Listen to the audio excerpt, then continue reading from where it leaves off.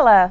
Last month, a High Court judge ruled that Adrian Smith, a housing manager from Manchester, had done nothing wrong after posting on his personal Facebook page that civil marriages in church were an equality too far. Mr Smith was demoted and had his salary slashed by bosses at Trafford Housing Trust after they accused him of gross misconduct. Sam Mason has more details. Adrian Smith hit the headlines in October 2011 following the publication of this article in the Mail on Sunday. The Christian housing manager from Manchester said he was going to take his employers to court after being disciplined for a private post he made on Facebook. A few months earlier, Mr Smith had read a BBC article about same-sex civil partnerships in churches, which prompted him to post a link to the story on his personal Facebook page, followed by the brief comment, "An equality too far." But when his bosses at Trafford Housing Trust were alerted to the comment, they accused him of gross misconduct, removed him from his managerial position and cut his salary by 40%. Reaction to the Housing Trust's action was overwhelmingly critical, with calls for Mr Smith to be reinstated. Former Housing Minister Grant Shapps and homosexual activist Peter Tatchell both called the Trust's actions excessive and disproportionate. The case came to court in October 2012, with Trafford Housing Trust seeking to defend Mr Smith's claim they had acted unlawfully. Hugh Tomlinson QC, acting for Mr Smith, said, "The whole thing is a huge and extraordinary overreaction." He noted, "This case raises important issues of principle concerning the extent to which it is proper or appropriate for employees to be disciplined for exercising their rights to freedom of expression and to manifest their religious beliefs."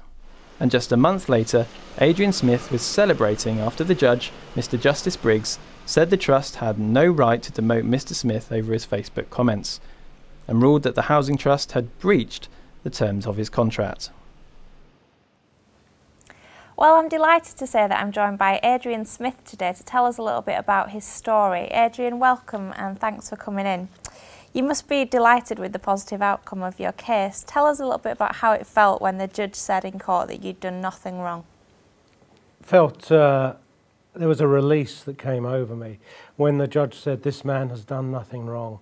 It actually released a freedom into me, and although I'd read the words he'd put in his judgment previously, actually hearing those words were just so releasing.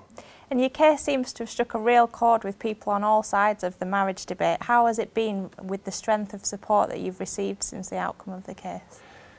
When I had those initial moments when I thought, oh, I've done something wrong and I shouldn't have done this, to have that support from both sides of the argument was really supportive. And even to say someone like Peter Tatchell, who we wouldn't normally agree with each other, to say, supporting me in this thing and with the freedom of speech, it was so supportive to know that people were standing with me. And it all started about 18 months ago now after a comment that you made on Facebook that you thought civil marriages were an equality too far. What prompted you to first make that comment on Facebook? Well, it was when I saw the BBC article and it talked about gay marriages being allowed in churches, and I was concerned that the church wasn't fully informed about what was happening, and also wanted to inform my friends in other countries and other nations what was happening in this country and sort of motivate people to pray. And that's why I posted that article. And did you have any idea at the time when you wrote that comment of what would happen following that?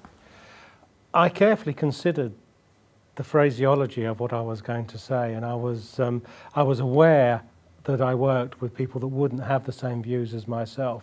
So that's why I said an equality too far, because I didn't feel that would be offensive to anybody. Yeah, of course. And how did you first find out that bosses at the Trust were going to take action against you?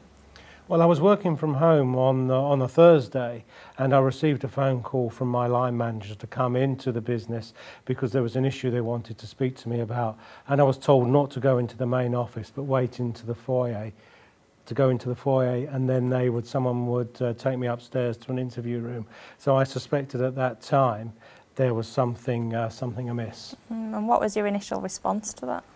At first I thought I wasn't sure what it would be, and I analysed who I'd been with and what I'd said and things I'd done, and I couldn't think of anything I'd done wrong. And then it dawned on me that perhaps it was this article that I'd linked to my Facebook page. But even then, I was incredulous that it could go to a disciplinary. Yeah, and your bosses then told you that you were going to be demoted from your current job. Why did you not take it to an employment tribunal at that point? At that time, I did. It was something that I considered as a possibility, but to be quite honest, I didn't have the finance at that time to be able to do that. Okay, and so through a number of people, you came in touch with the Christian Institute. Tell us a little bit about the support that they've been able to give you on this case. Well, basically, without the Christian Institute supporting me, this case wouldn't have happened, because I wouldn't have had the financial money to be able to do it. I wouldn't have been able to get this case in place because of the backing that you need to do it.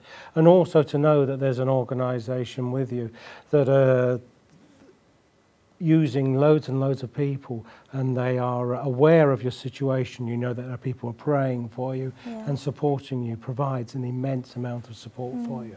And what other encouragement have you had from family and friends and churches? The churches we've been in have been very supportive, and and many friends have been very, very supportive and encouraging. And they've said, people have been, even people that aren't in the church, when they found out what I did, have said, well, I can't believe that it's gone this far. You've done nothing wrong. Yeah, and what about your colleagues? Have you had support from them as well? I have, yes. My colleagues have been very supportive. When I was demoted, I was put into another team as a non-manager, and they immediately accepted me. And I've enjoyed working with them because they've been really supportive, and they haven't minded having me in their team. That's great, that's great. And so after your initial hearing, how confident were you that you were going to win your case? When I came out of the court, I was very confident because of the, I could just tell some of the things the judge was saying and the way he was looking at. But then as sort of time went on, I thought, well, perhaps I'd said something wrong in my evidence, and perhaps I'd misread things. But, I believe God supported me, and we had some prophetic words from people that indicated that we were going to win. And of course you did win your case. What do you think that victory sends out to the wider public? What message does it send out to other people? I think it sends out a number of messages. One of the messages is that free speech is still important in this country, and that it's a victory for freedom of speech. I think also it encourages people that a single person who is hitherto unknown can make a difference and can encourage people. So it's very, very important. This is a very important victory for freedom of speech, for the individual who can take on an organisation and win. Well, I've heard that the subject of apricot jam and toast came up in court. Can you tell us how that featured? Yes, that's rather strange, really, because what the judge did was he looked at my Facebook wall page as a whole, rather than just looking at the gay marriage posting, and there were one or two other things on the page as well, which would indicate it was a personal page. And one of the things I'd put on that Sunday was that for breakfast I'd had apricot jam, toast, and Lurpak. And that the judge brought that out in court along with one or two other things, and indicated, of course, that this was obviously a personal Facebook page, and obviously no reasonable person would assume it was linked to work. And so after the judge cleared you of all wrongdoing, many people were quite shocked to hear that you were only going to receive £100 settlement. Why were you not able to get more money? I think the first point is to realise it wasn't just about the money. And that was a minor point in many respects. But it was a technical issue because of the way the case was brought for breach of contract. And I think that the two main things were the freedom of speech aspect, and also for the fact that I wanted vindication, because throughout the case, even after the discipline hearing and the appeal, I made it clear that I felt I hadn't done anything wrong. And now that you have been vindicated, many people are wondering whether you're going to be reinstated to that manager's position, but it's not looking like that's going to be the case. Why do you think that is? That's a difficult reason to... I don't know how the trusts work in this respect. I know, for instance, my post has been deleted, and that the area that I used to manage has been amalgamated with another area, and so there is now only one manager, whereas there used to be two. But I'm not, to be honest with you, I'm not 100% certain. Okay. So what do you think is the most important lesson that we can all learn from your experience?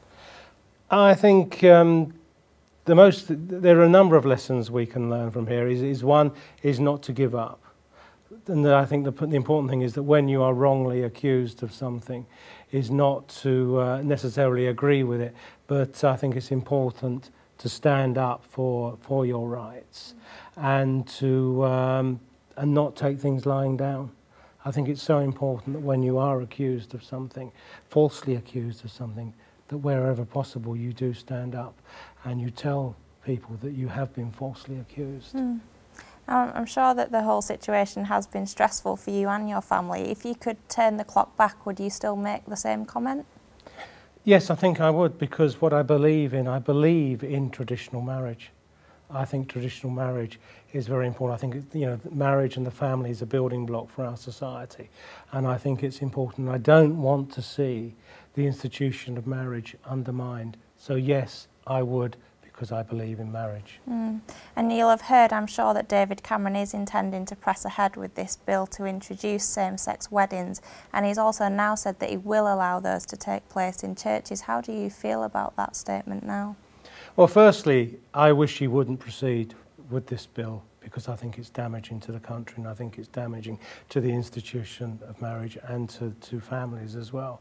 And the fact that he wants to open it to churches, I feel, is the thin end of the wedge, because I feel that after a length of time, and I don't know how long that is, I wouldn't be surprised if that churches that hitherto have said they don't want to hold gay marriages in their churches will be forced to hold gay marriages. That is my major concern. Well, Adrian, it's been a pleasure to meet you. Thank you for coming in and telling us a little bit more about your story. Thank you very much indeed. Thank you.